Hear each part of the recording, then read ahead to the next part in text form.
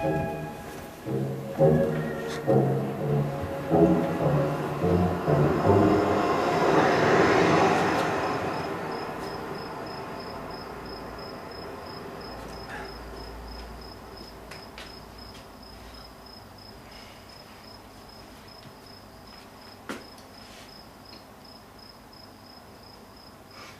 believe a Stoic once said, or wrote, that a free man was one who could wish that things were as they were. That what has happened should have happened. Well, let me see. I'm glad that Sam has gone. She's gone in the car. Gone back to the hotel. She's gone with the phone. She's gone with the rucksack. For above all, she has gone. And I'm alone. I'm standing by the edge of the road. It's an ugly and dusty road. And at some point I must stick out my arm, raise a thumb, and put a smile on my face. A hopeful smile. Yeah. A winning smile. But not yet. For Sam has gone, and I am alone. And I must think that it is good. It is a Stoical injunction. But it's not hard to think that it's good. The alternative to Sam going was Sam staying. And I could not have gone. If I had gone, I would have been damned, and the rage would have raged for weeks. And a raging Sam is far worse than a complaining Sam. Or, put it another way, it's better for Sam to complain about herself than about me. And I wanted to hear no more about her short-term contract, about her lack of alternatives, about the malice of fate. Forever and again, she would ask for ideas, for encouragement, for a solution. But I can't solve her problem because I can't solve her. I can't solve her lack of hope. If she could hope, she could try. But if she can't, she is defeated before she's even begun.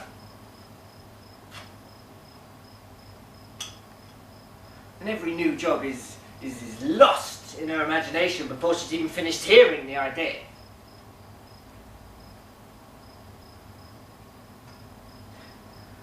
I don't have an infinite number of suggestions to make.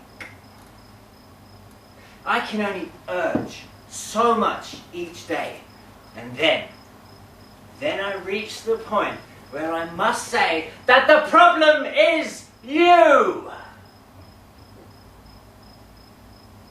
And then she runs away.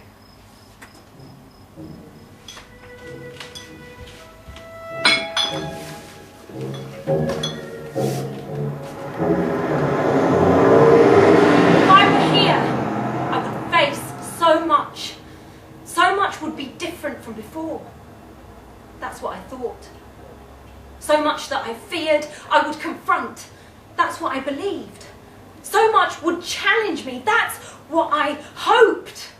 And in my hopeful state, I saw me rising above all the challenges that came my way. I would hurdle the challenges. A champion hurdler, that would be myself, in Deptford. Yes, in Deptford. Because to my parents, Deptford was hostile territory. Slumming, my mother said. Slumming, my father said. They both talked to me about the slums of Deptford, National Front and heroin addicts. They both said that. They talked to me separately. They used the same words, almost the same words. They had a script, or that is how it seemed. I returned from university on a Friday. I set off for Deptford on the Monday. I had an inheritance to thank for that. I had enough to pay off debts and make a start. They thought the money had driven me mad. Reckless, my mother said. Squanderer, my father said. They condemned me separately but in union. From midday on the Friday to midday on the Monday, left and right, night and morning. They even offered me money, which was odd. Go to Bombay, they said. But why go to Bombay when you can go to Deptford? They didn't answer. They just made the same offer over and over. They were willing to pay for me to live in Bombay for 6 months, but still, I went to Deptford. Neither my mother nor my father have been to Bombay, nor have they visited me in Deptford. They have not visited me in Frankham House, in Frankham Street. In my rented room, I live between Deptford Church Street and Deptford High Street. And I'm not training to be a lawyer. Lawyer is the only consoling word my parents have written since I arrived here. Thinking of the law consoles them. They think my room is convenient for the London School of Economics and yet another degree in law.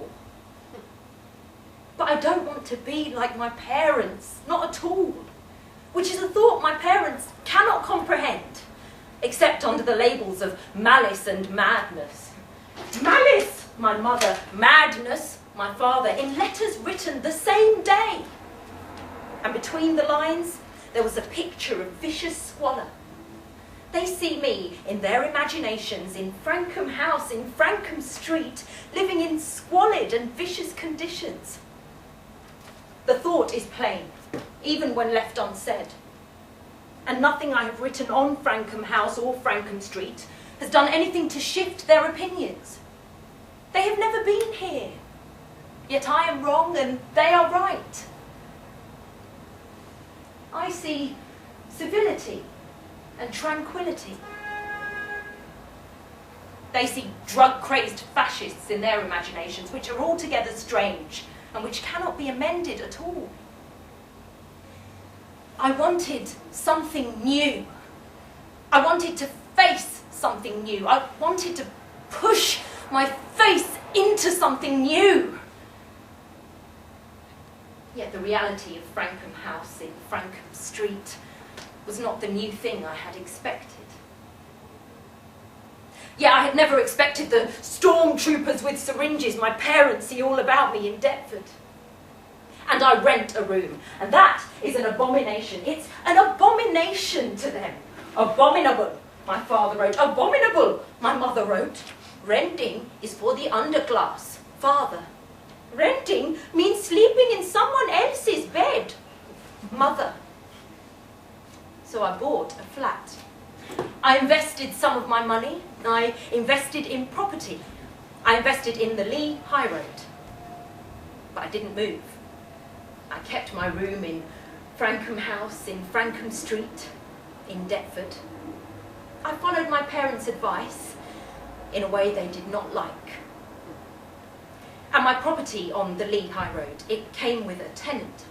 I didn't advertise for a tenant. A tenant was already there. A regular tenant, a tenant with a long lease, which made the property cheaper and more attractive to me. And it wasn't a whole house, it was just a slice of a house. A once grand Victorian house, sliced up. And it wasn't a house like my parents' house. And the Lee High Road was not a road like my parents' road. A sitting tenant is a disaster, my father wrote. You must be mad, my mother wrote. They have never been to the Lee High Road. They know not what they have missed.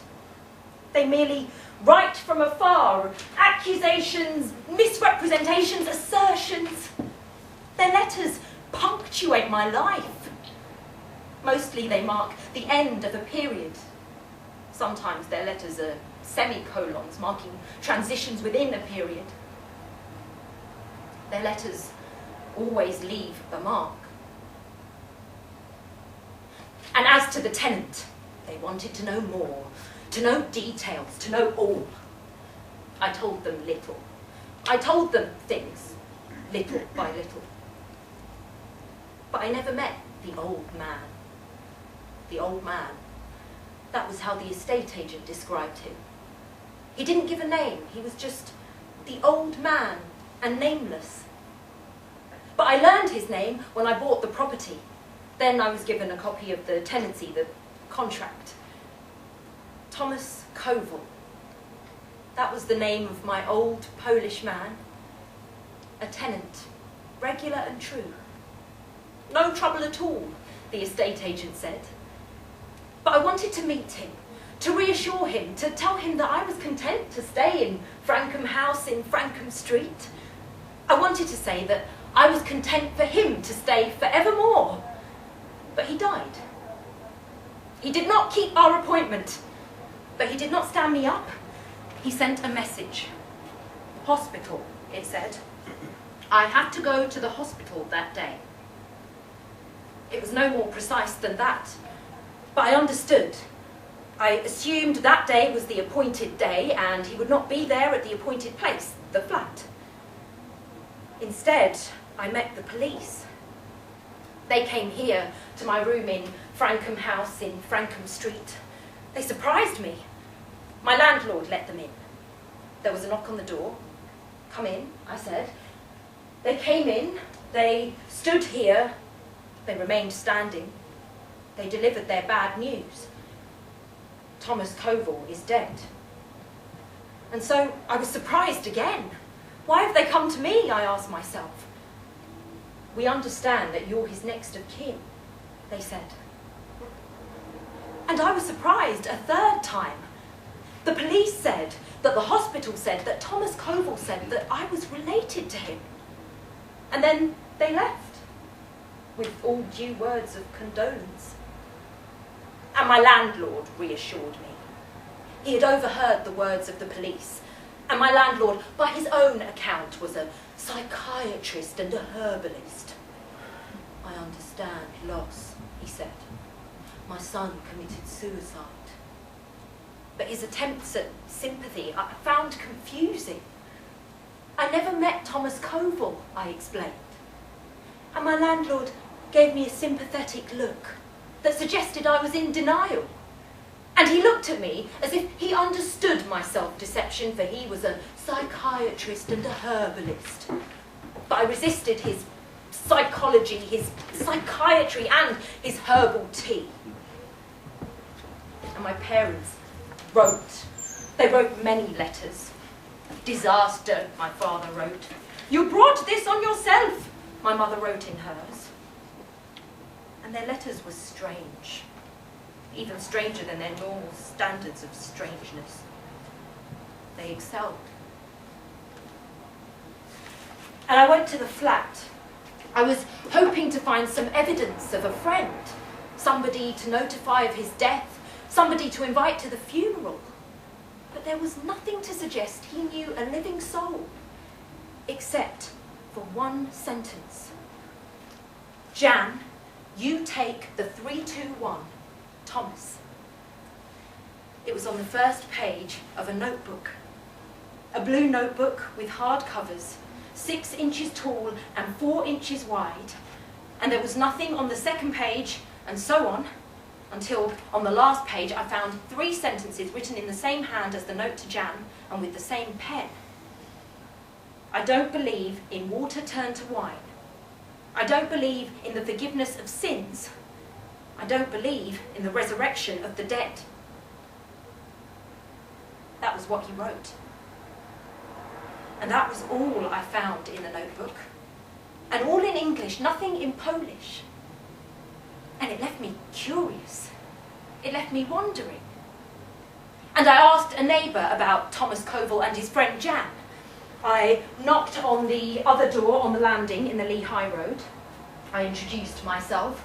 I said, Thomas Koval is dead. And I asked my questions. But the neighbour knew nothing. Nothing except that he was old, Polish, liked to smoke and drank in the dirty south. And so I went to the pub, and in the dirty south, I asked about Thomas Koval, an elderly Polish man who liked to smoke. And they recognised the man from my words, and they agreed that he was elderly, Polish, and that he smoked. And they said that he drank Guinness by himself. He arrived alone, drank alone, 2 or 3 pints, and left alone. No trouble, no words. No words except a pint of Guinness, please. Polite and almost silent. Lunatic, my father wrote. Dirty old man, my mother wrote. Thomas Koval was neither lunatic nor dirty. But the news of his lonely life on the Lee High Road had the power to unhinge my parents. And I went to the funeral. There were just the 3 of us, and one was dead. The priest was glad to see me. The hospital had arranged for a Catholic cremation at Birkbeck Crematorium. As Thomas Koval was Polish, they had done this without a thought. And I did not mention the things in which Thomas Koval did not believe. But the ink was faint. Perhaps over the years his opinions had changed. I couldn't say. So I said nothing to the priest.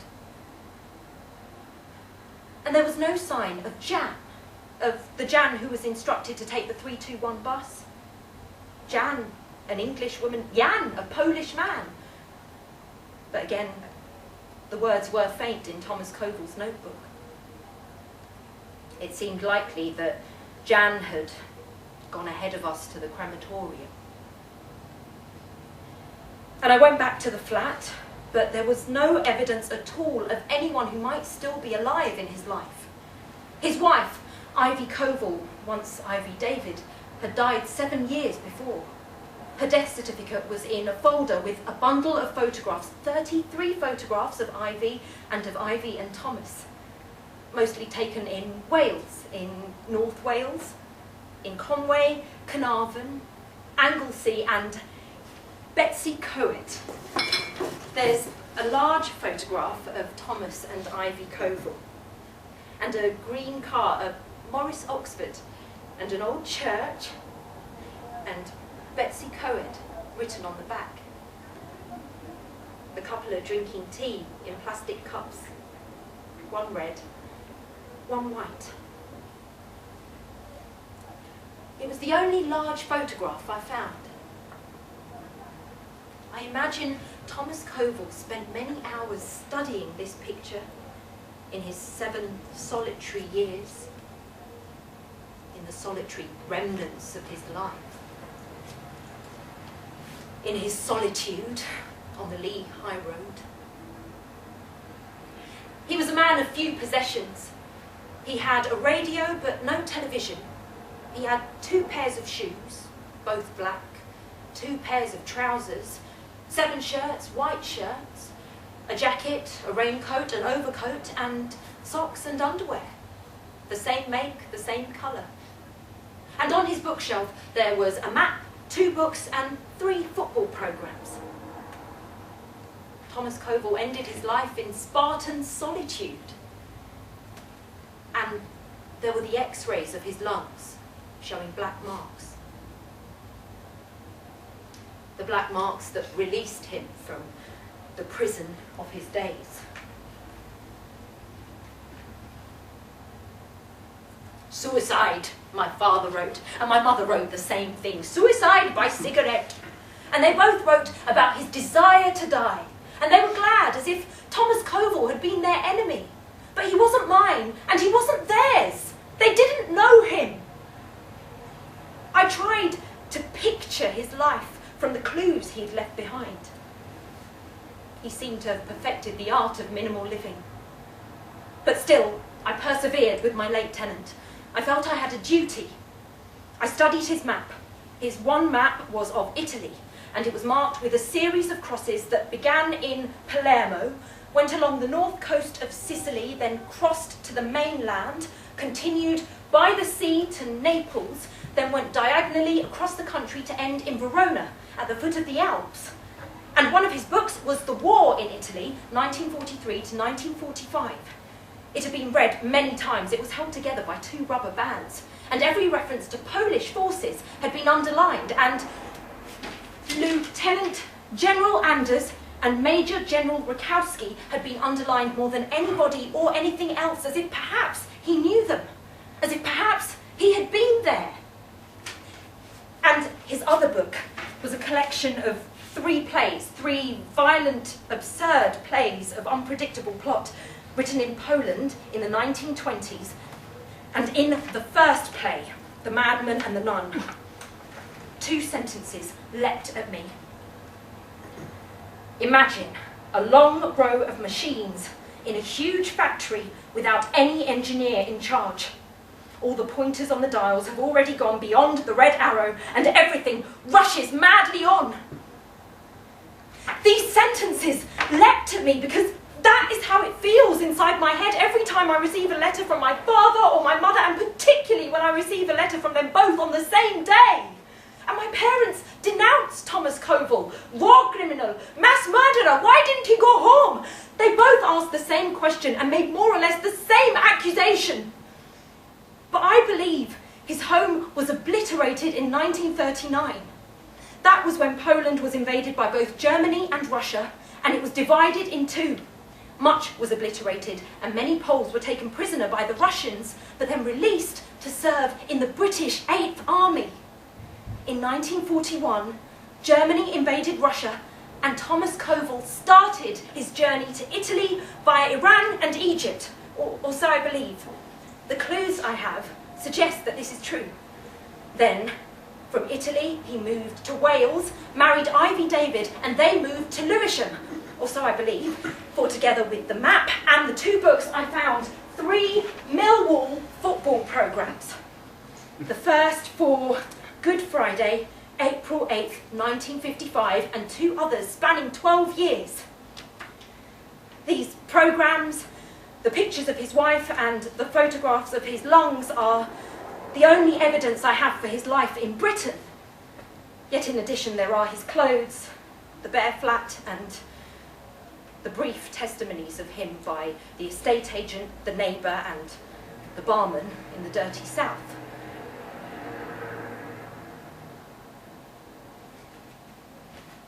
But I seem to be the only one to care for these details.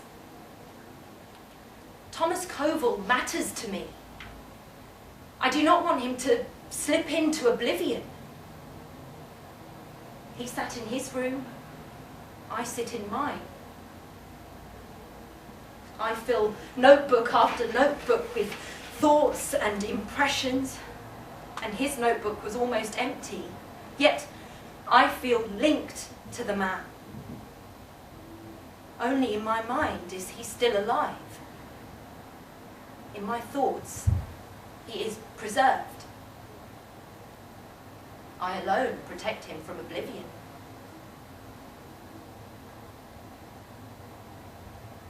I struggle against the deep and everlasting silence.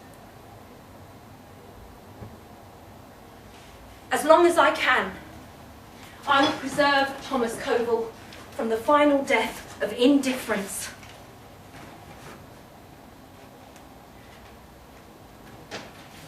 And for this, my parents will hate me.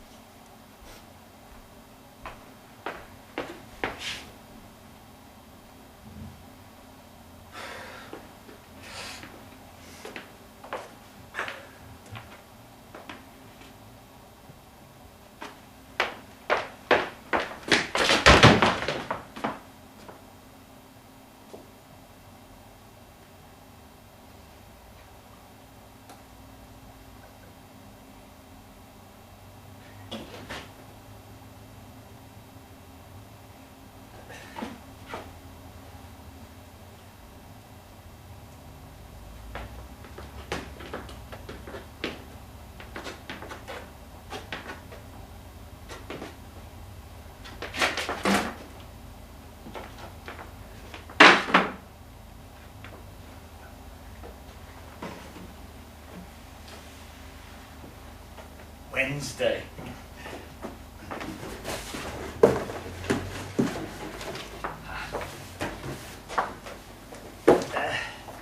Wednesday. Wednesday morning. Timesheet, annual review, divisional meeting. Wednesday. Family gathering. You're not family, are you? Nobody's distant cousin? Didn't think so. Yet you want to join a family firm. You're interested. So interested that you come to see me at this hour, at 7 o'clock. After a day at work, after I'd done my timesheet, had my annual review, been to a divisional meeting, and spent the afternoon at a family gathering. Yes? Very interested?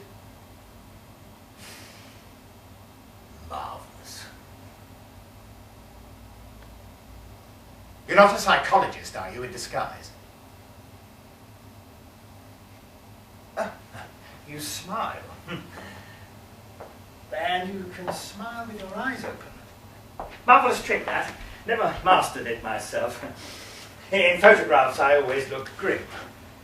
Oh, my eyes are shut, and my smile looks like the smile of a man elsewhere, dreaming happily of something else, of something past and distant. But if you were a psychologist, this would be a marvelous place to study man in a peculiar environment. I believe that there are some psychologists who specialize in the survivors of motorway accidents, and others who are devoted to train crashes. Yes. For some psychologists, train crashes are just the thing. So some other psychologists should, it seems to me, be spending their time on family firms. Because in a family firm, you're either family or not family, and both positions are unbearable. Yet I have borne it all my life. For with a family firm, the family becomes a firm, and the firm becomes a family. Everything is distorted and vicious. Childhood slights are repaid at every meeting. Yet, you're not a psychologist and not family. Marvelous. Remarkable. Perhaps even more remarkable than marvelous, yes? You agree? And you want a job, a piece of work, a contract.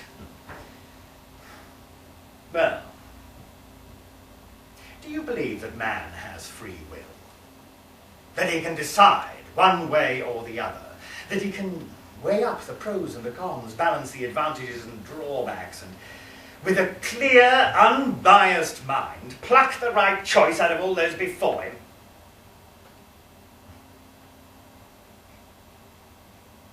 Smile again. I'll take that to be a yes.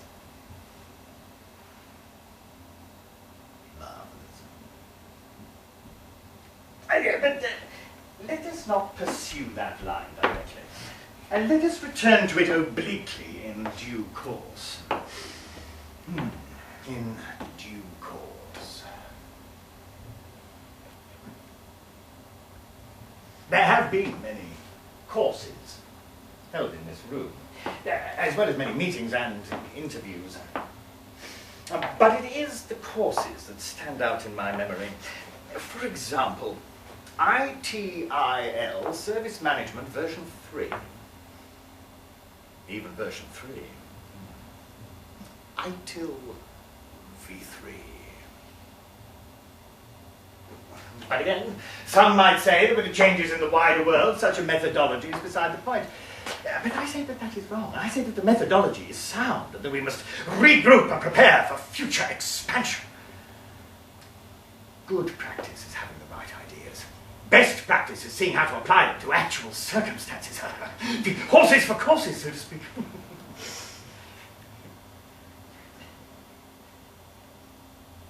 But are you familiar with the methodology? ITIL V3 service management?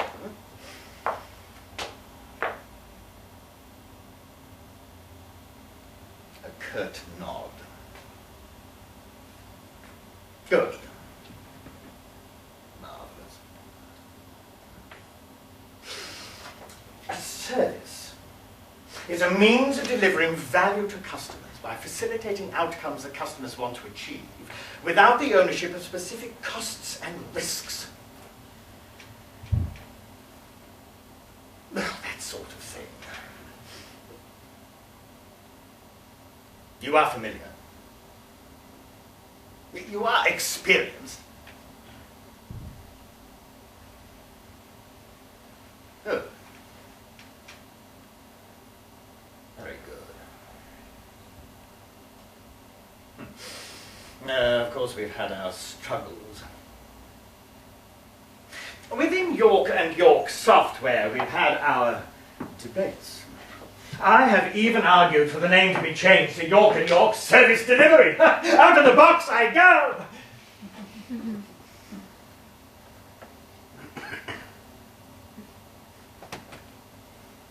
My brother objected.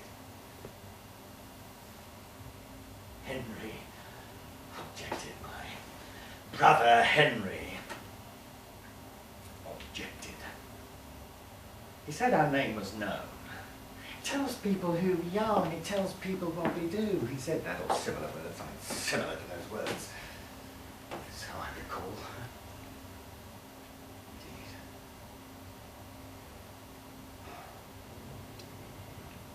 I dream of beef, pork, and butter.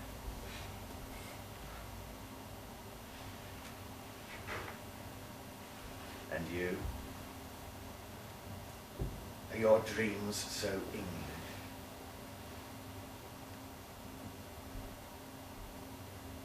But we did start in software and we did expand through software. But the future is service management. Now, what is service management? Let us be clear.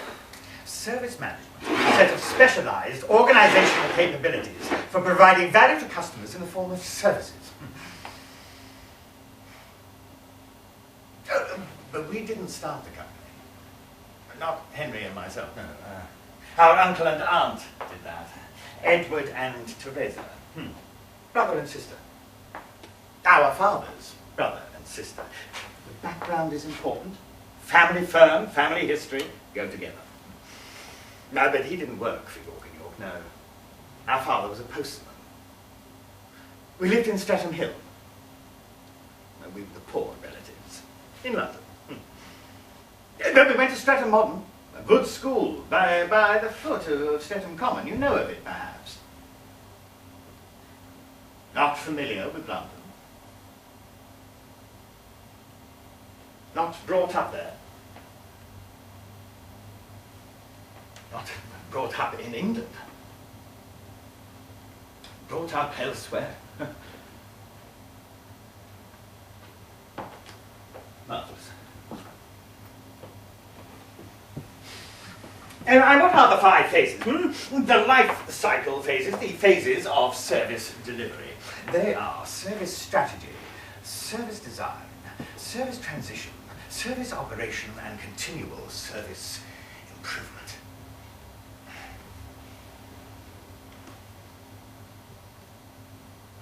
But Henry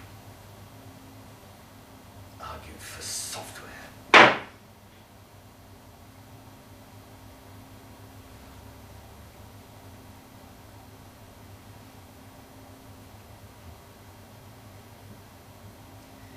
Henry didn't like our school. Well, there was a song, The Yeoman of England. Henry wouldn't sing, or rather he would only sing when forced to sing. Obstinate. Yet vulnerable.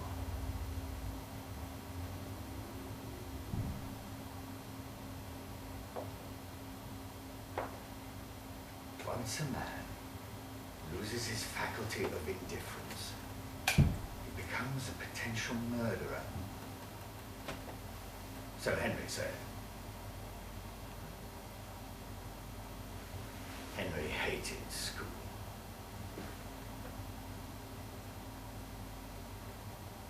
We die from the words we fling about us, so Henry said, and he could go for hours without talking at all.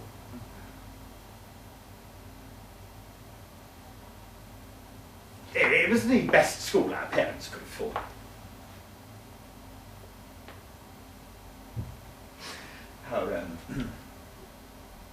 Our parents died in a car crash. We were in the back, M1, heading north, heading for Birmingham. We didn't arrive, not then. We woke up in hospital. They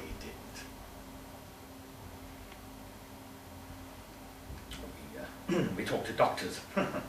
We talked to psychologists. Well, psychologists talked to us. We were the poor relatives and orphans. I was at work. Henry was at sixth form college in Croydon. I left my job. I came to live with my uncle in Birmingham. I joined York and York. Henry rented a room in Croydon. No, he was young. Henry loved sixth form college.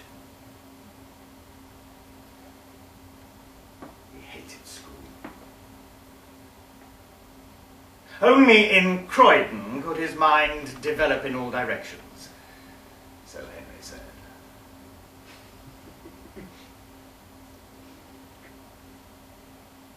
Our parents died, and our lives changed. And your parents, far away, remote, different lives, marvelous lives, different.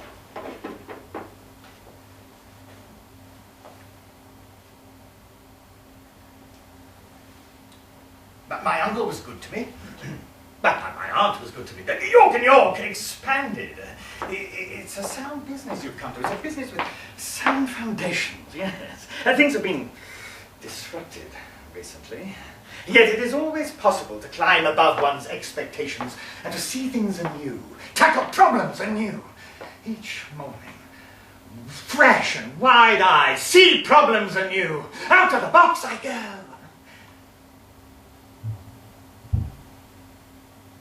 The primary objectives of problem management are to prevent problems and resulting incidents from happening, to eliminate recurring incidents, and to minimize the impact of incidents that cannot be prevented. I hope you agree.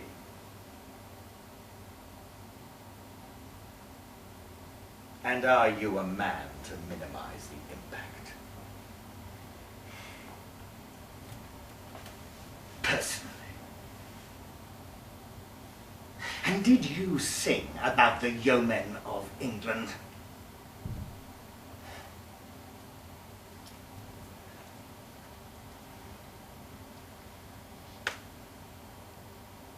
Who are the yeomen of England? The free men were the yeomen. The free men of England. Stout were the bows they bore when they went out to war. Stouter their courage for the honour of England.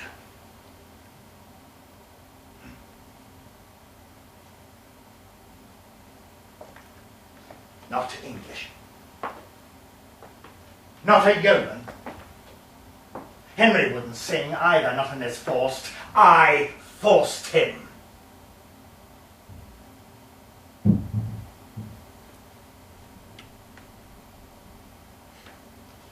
He didn't sing very well.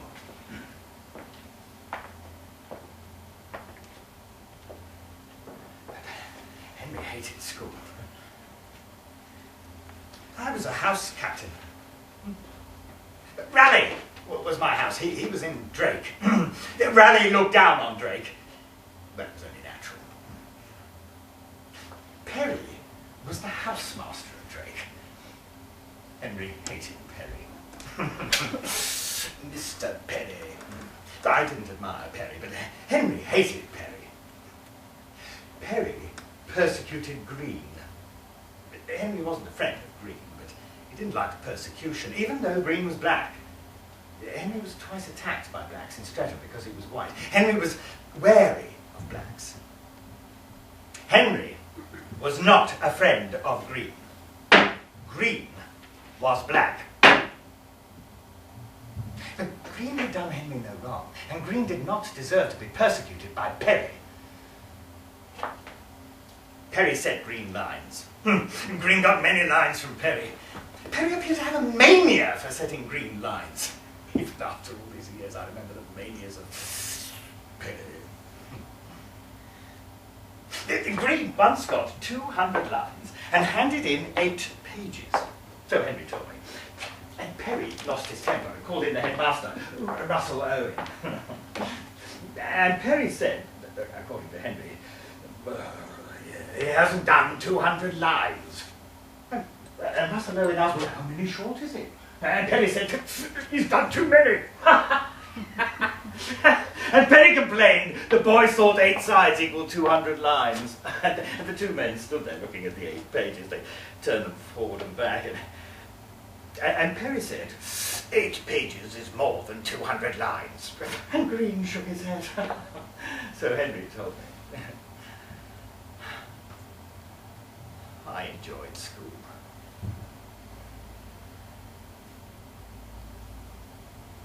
And your school?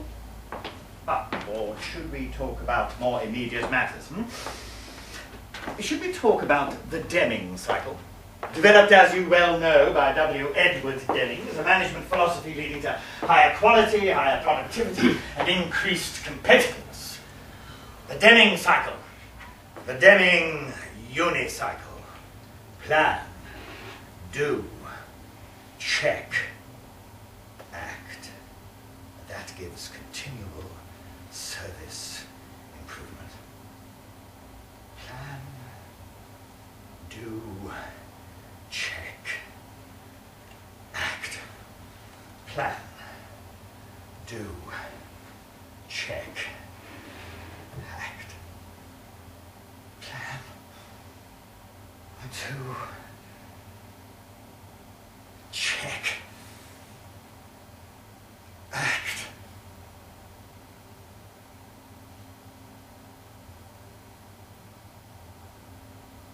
But Henry bought a cantor. Well, he called it a cantor. He bought it in Poland. I don't know where, somewhere in Poland. Henry knew Poland. Henry liked Poland. Henry went to Poland and he returned with a cantor, a mechanical device. It was a white light and a black square. It was a mechanism with a white light and a black square, and the black square performed a circuit. It went round in a circle, slowly and smoothly it circled, yes. Then within the circle, there was a white light that went forward and backward erratically along a straight line, but the line lay completely within the orbit of the black square. And Henry called it a cantor. Yes, a cantor! And now, above Henry's cantor, Henry fixed a sign, laminated and fixed, and it said, this sign, that the figures performed actions which were useless. Their actions were neither psychologically nor emotionally motivated, were purely useless. The actions were repeated and were repeatable, endlessly. And for Henry, this represented work.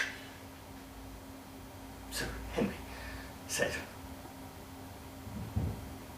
and perhaps for you now, the problems of the family firm are clearer than they were before. Yes? I hope so.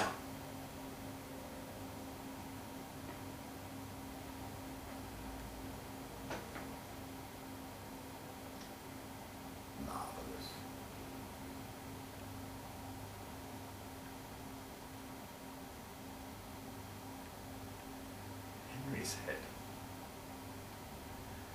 could leave the firm without reluctance and without relief. I could not. I am here to the last. Henry said it was a dog's life without the prerogatives of a dog. But where are the dogs, hmm? The big dogs, only scavengers are left here. Here there are just scavengers. Yes, here, scavengers, dogs, vicious dogs who disturb the bones. The bones should be buried. Unburied bones are disturbing, yes? Is it not a concern of yours? Can you say what is happening about here?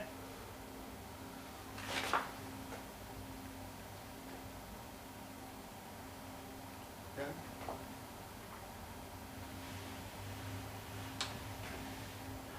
matter.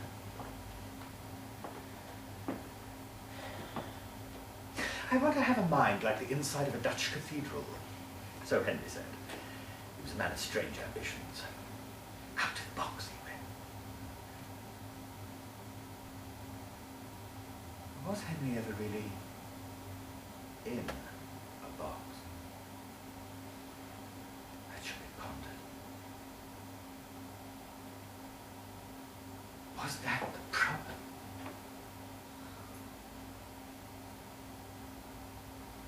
Henry is not in a box.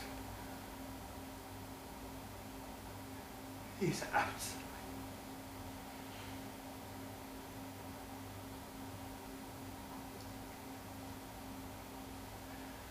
Once, we sat in this room without a word for 2 hours. And then Henry said we'd been talking about me the whole time.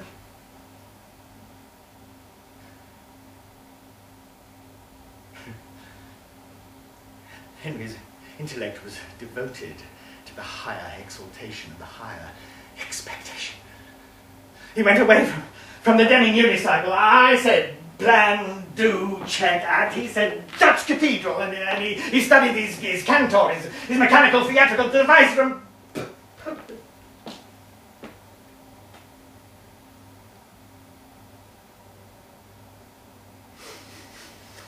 I was glad to get away to Birmingham to join the family firm.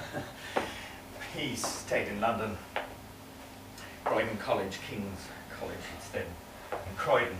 Only there could his mind mature, he said, and expand, develop in all directions, he said. My mind has followed the path of continual service improvement.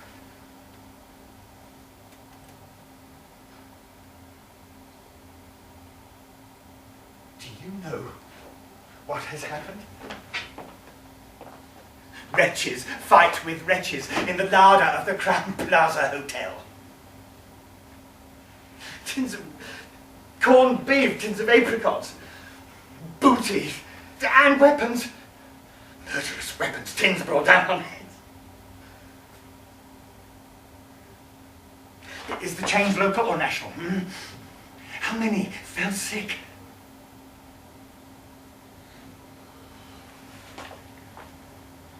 I was established when Henry joined.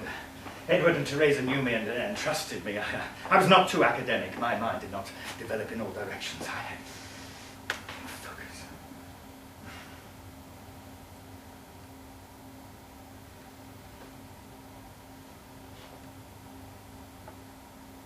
The weeds grow ever taller. Frustrating.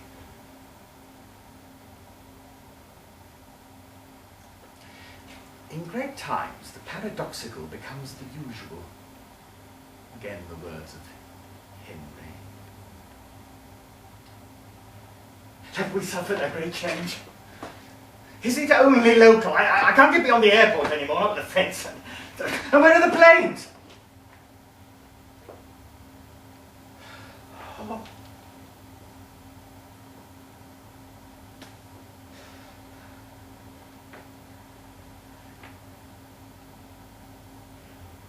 Had I ever really been born?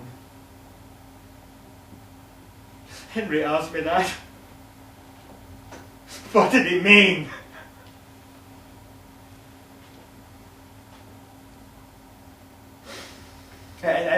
newborn, or did I already ask? Oh. There.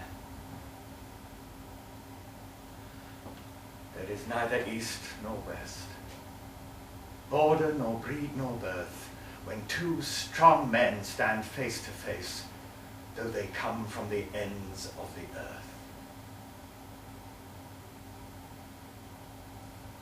Not Henry. Kipling.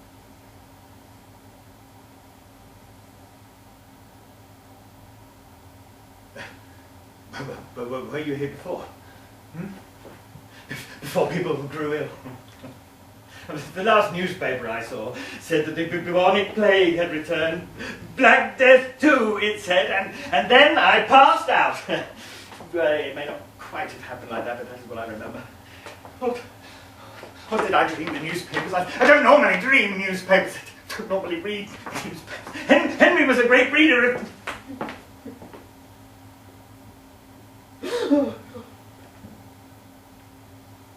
Henry was devoted to testing. On his first project, he was assigned to test some software, and he found problems at work. I concentrated, as I always have done, on continual service improvement, but he liked problems. He did! He did not care for service improvement. Continual automatic. Beyond Birmingham International, beyond the airport, there is a barrier. A high wire fence. Barbed wire, the turrets, towers, lookout posts, guns. But why?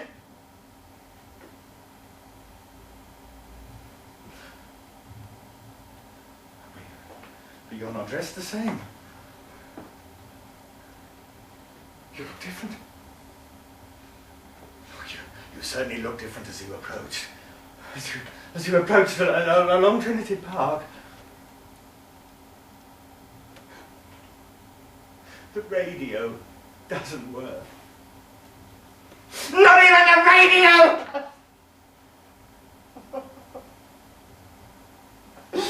I dream of beef, pork and butter.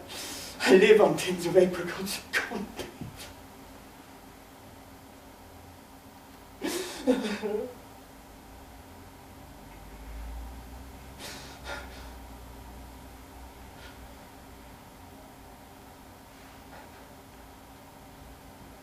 Do you have a job already?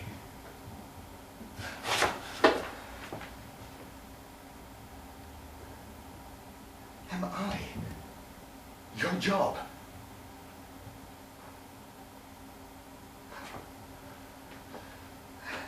Am I your job?